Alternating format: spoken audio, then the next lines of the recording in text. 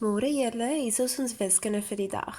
So ons gaan begin om die datum te skryf. Dit is die 14de, dan kan ons 'n vingerspasie los. April, nog 'n vingerspasie, 2020.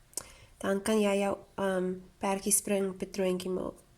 Hierso gaan ons kyk op ons 100 blok wat se getalle is uitgelos. So daar's 'n 2, 'n 4, dan moet jy dink wat kom volgende. 'n 8, dan moet jy weer ietsie invul. 12, dan sal 2 gaatjies oop en 18. So jy kan net hulle gaan invul. Dan maak ons weer ons patroon. Dan gaan ons optelling doen. Dit is ons plus somme. So 5 plus 3 is gelyk aan.